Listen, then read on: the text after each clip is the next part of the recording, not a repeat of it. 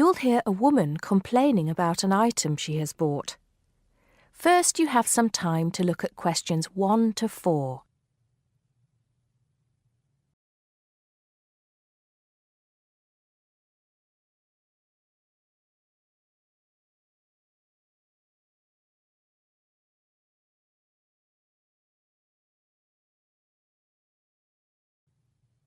Now we shall begin.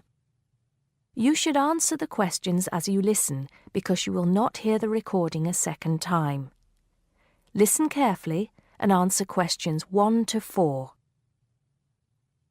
Smart Electricals, Mike speaking. How may I help you today? Good morning. I'm calling to complain about an item I recently purchased from your company. I'm not happy with it. Oh, I'm really sorry to hear that. I'll take you through the company's complaints procedure. I'll need to retrieve your files from our records so that we can discuss the problem properly and find a solution. I'll need to take some details from you first. Is that okay? Okay, but I don't have a lot of time. Will it take long? Not long, madam. Can I first take your name? Yes, it's Susan Yorke. Yorke. Okay. Can I have the address, please? Yes, it's Flat 1, 25 Alpine Avenue. That's ALPINE Avenue, Harchester. The postcode is HA6 5LD. Okay. Next. Could you give me your telephone number? Preferably one that we can call you on during normal working hours. Well, the home one is 01734 525 268. But you're only likely to catch me on that number in the evenings. I usually have my mobile phone with me during the day, though. It's probably best to take that number then. All right. My mobile number is 0781 233 452. And do you have the order reference number on you, by any chance? Well, I have the receipt that the camera came with in front of me. Ah, good. Which number is it? It's a bit confusing. It should be the 7-digit number on the top left corner of your invoice. Let me have a look. I need my glasses. Found it. It's DMX8443. Thanks. Now, when did you purchase the item? Well, the camera was delivered last Monday, on the 1st of February. I ordered it online about 2 weeks before that, but I can't remember the exact date. If you have another look on the invoice receipt, the date should be there. Oh, yes. Here it is. January the 15th. Okay, I'll make a note of that. So, the item is a digital camera? Yes, it's the Aqua PowerShot model in silver. Thank you. Did you take out any kind of insurance when you bought it? Well, no, it was on special offer. I didn't need to pay any extra for the insurance because it came with a special 4-star policy. Well, it means you're fully covered for at least another 3 years. Before you hear the rest of the conversation, you have some time to look at questions 5 to 10.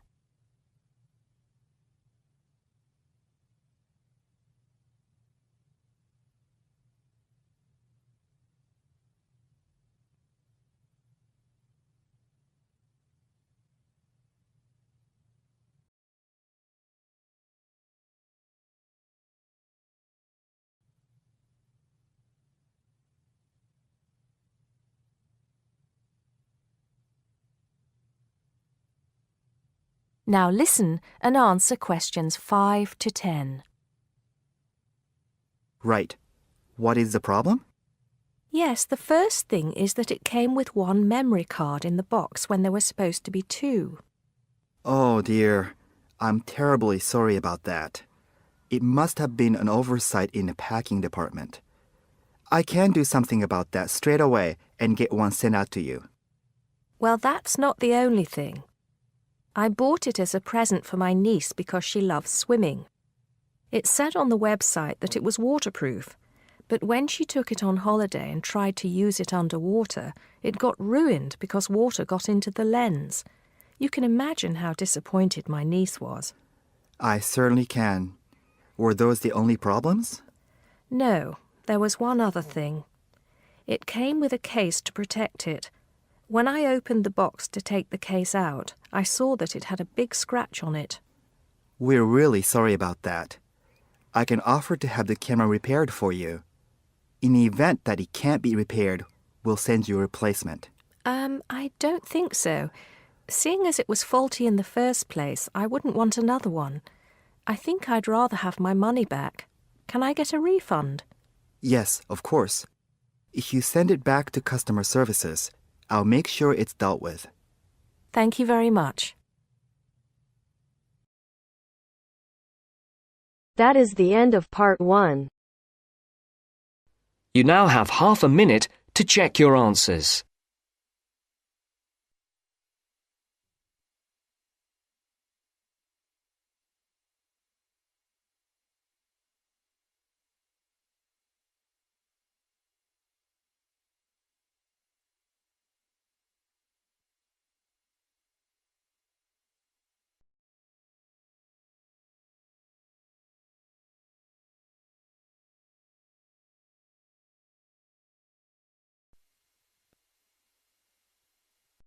Now turns to part 2.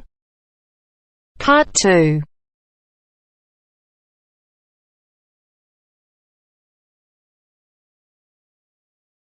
You will hear a speech given to new employees at a museum. You have 30 seconds to look at questions 11 to 13.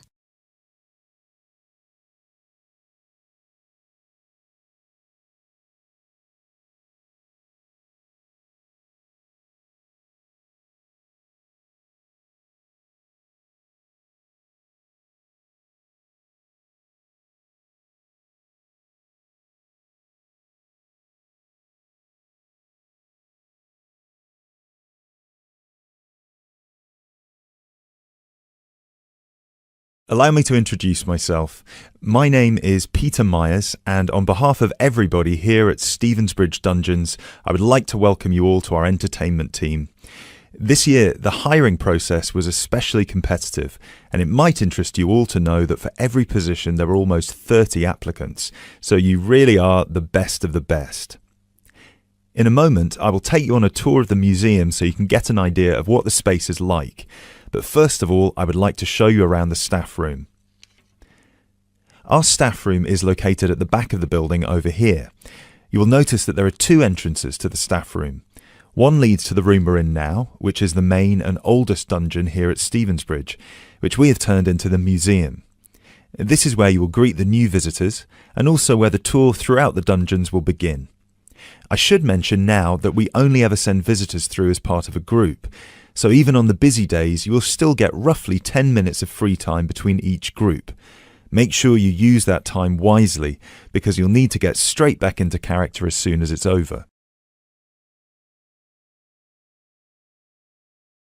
Now look at questions 14 to 20.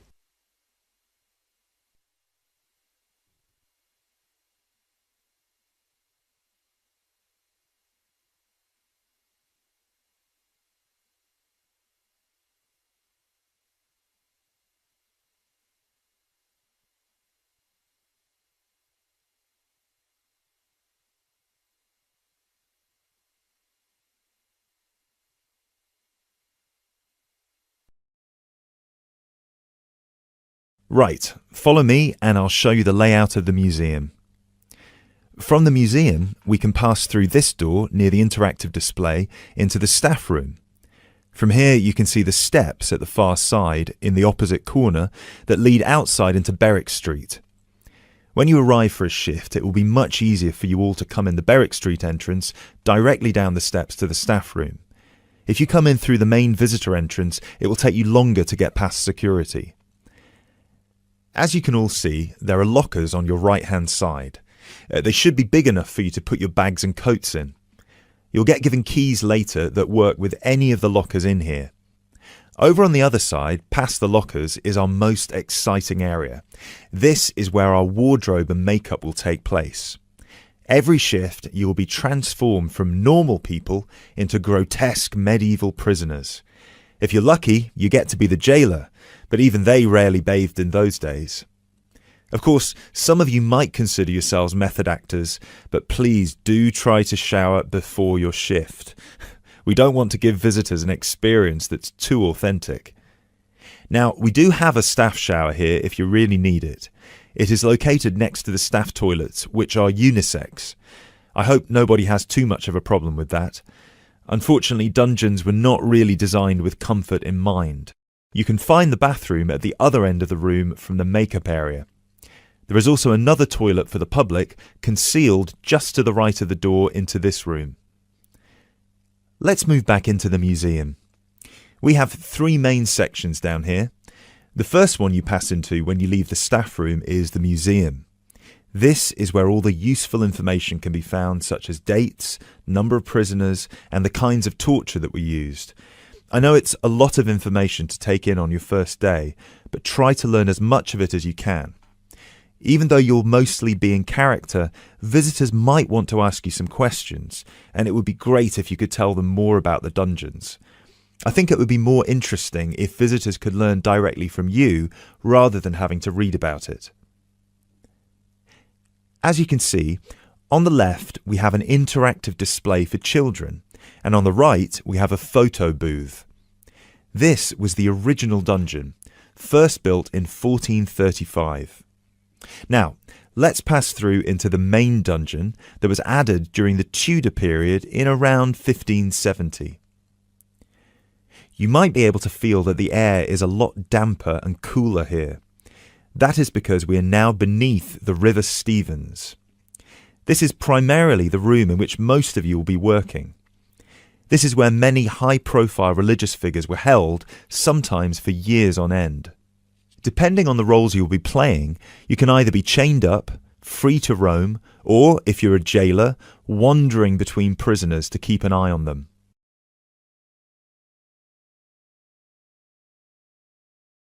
Now we will pass into our third and final section, the prison cells.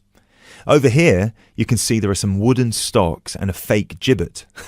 Don't worry, I can see a couple of you looking concerned. You don't need to reenact any of the torture scenes for visitors.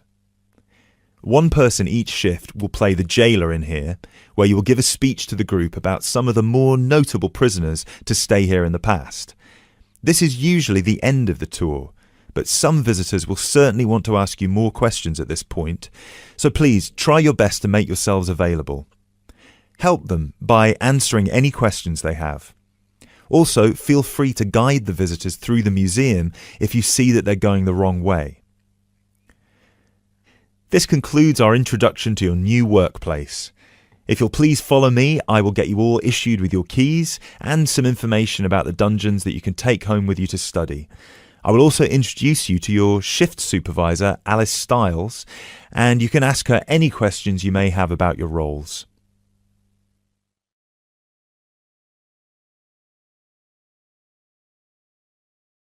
That is the end of part 2.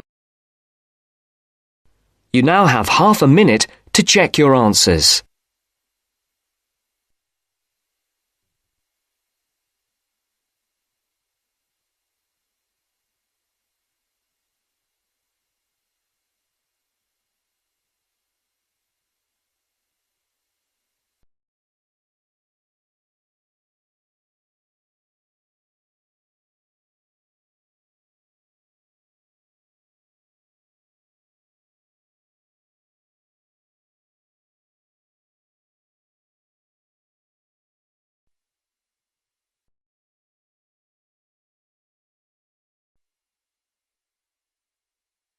Now turns to part 3. Part 3. You'll hear an introduction about the process of producing stamps. First, you have some time to look at questions 21 to 25.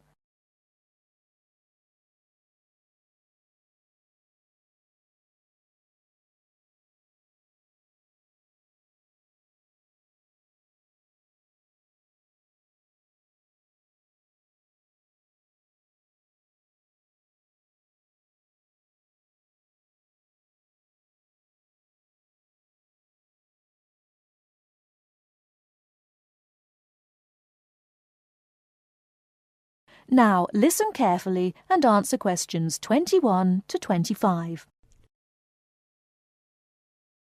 Hello, and welcome to this week's edition of Tell Me More, the programme where you ask the questions and we provide the answers. And we've had a wide variety of questions from you this week. And the subject we've picked for you this week, in response to your many letters, is the production of postage stamps. And as usual, we've been doing our homework on the subject. So, who designs the postage stamps that we stick on our letters? Well, in Australia, the design of postage is in the hands of Australia Post. In Britain, it's the Royal Mail that looks after stamps, and it seems that both countries have a similar approach to the production process. We discovered, to our surprise, that it can take up to 2 years to produce a new postage stamp. Why is that, I hear you ask? Surprisingly, it can't be all that difficult to design a stamp. In fact, it isn't. But it seems it's a lengthy business. Firstly, they have to choose the subjects, and this is done with the help of market research.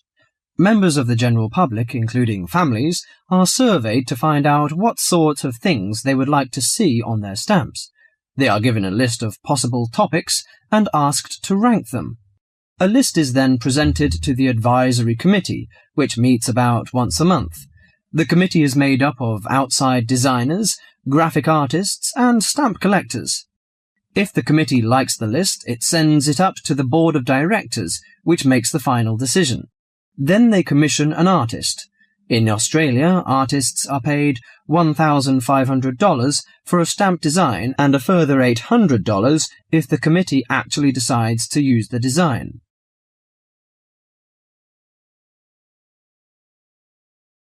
Before you hear the rest of the talk, you have some time to look at questions 26 to 30.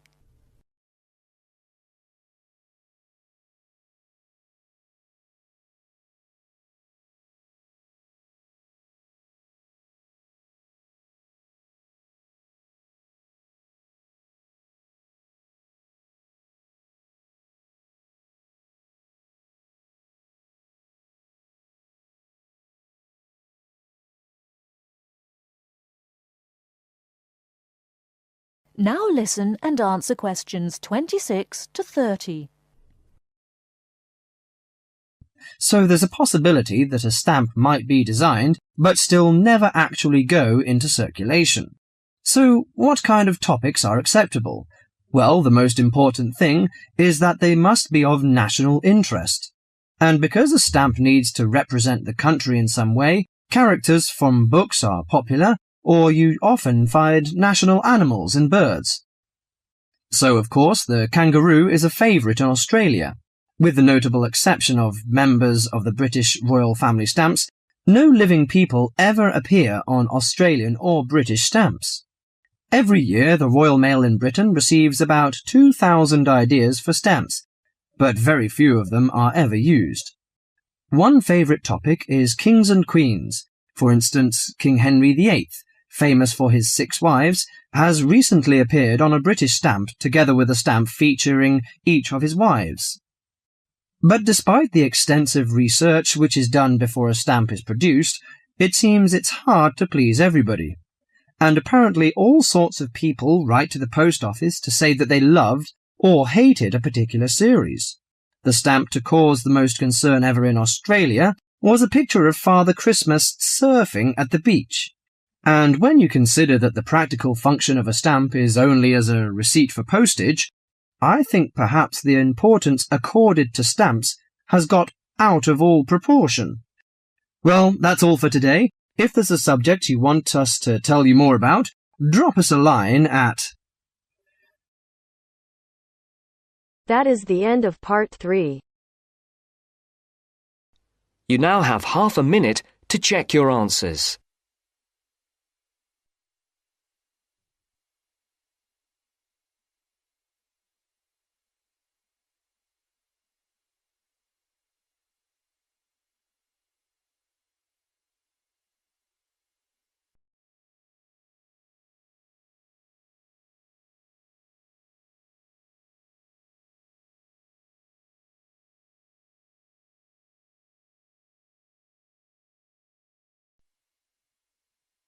Now turns to part 4. Part 4. You will hear a man talking on the radio about dogs which help people with their work. First, you have some time to look at questions 31 to 40.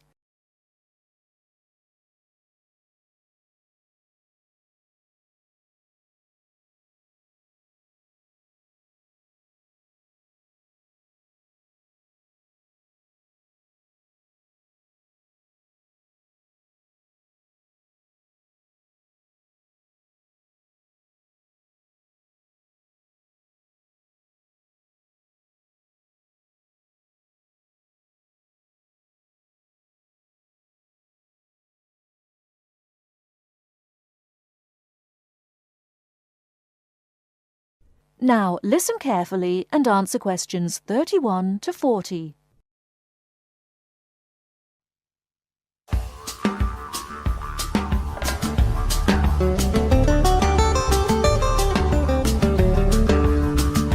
Welcome to this week's edition of Countrywide. And today, we're taking a look at a number of different breeds of working dogs. And here to report on the dogs with jobs is Kevin Thornhill. Thanks, Joanne. Well, yes, dogs with jobs is the subject of today's program. Dogs have earned themselves a reputation over the centuries for being extremely loyal. And here's a little story which illustrates just how loyal they are. Just outside the country town of Gundagai in Australia is a statue built to commemorate a dog. A dog which sat waiting for his owner to return to the spot where he'd left him. Well, the story, which was immortalised in a song, has it that the poor dog died waiting for his master, 5 miles from Gundagai, which is where they built the statue. Now that's what I call loyalty. Well, because of their loyalty and also their ability to learn practical skills, dogs can be trained to do a number of very valuable jobs. Perhaps the most well-known of working dogs is the Border Collie sheepdog. Sheepdogs which work in unison with their masters need to be smart and obedient, with a natural ability to herd sheep. Some farmers say that their dogs are so smart that they not only herd sheep, they can count them too. Another much-loved working dog is the guide dog, trained to work with the blind. Guide dogs, usually Labradors, need to be confident enough to lead their owner through traffic and crowds, but they must also be of a gentle nature. It costs a great deal of money to train a dog for this very valuable work, but the guide dog associations in the UK, America and Australia receive no government assistance, so all the money comes from donations. Another common breed of work dog is the German Shepherd. German Shepherds make excellent guard dogs and are also very appropriate as search and rescue dogs, working in disaster zones after earthquakes and avalanches. These dogs must be tough and courageous to cope with the arduous conditions of their work, and so that they can be sent anywhere in the world to assist in disaster relief operations, effective dogs and their trainers are now listed on an international database. When you arrive at an airport here, you may be greeted in the baggage hall by a detector dog, wearing a little red coat bearing the words "Quarantine". These dogs are trained to sniff out fresh fruit as well as meat, and even live animals hidden in people's bags.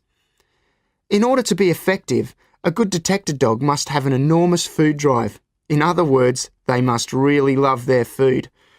At Sydney Airport, where there are 10 detector dogs working full-time, they stop about 80 people a month trying to bring illegal goods into the country. And according to their trainers, they very rarely get it wrong. Another famous working dog is the husky. Huskies, which originally came from Siberia, have been used for decades as a means of transport on snow, particularly in Antarctica where they have played an important role. Huskies are well adapted to harsh conditions and they enjoy working in a team. But the Huskies have all left Antarctica now because the international treaty prohibits their use in the territory as they are not native animals. Many people were sad to see the dogs leave Antarctica, as they had been vital to the early expeditions and earned their place in history along with the explorers. That is the end of part 4. You now have half a minute to check your answers.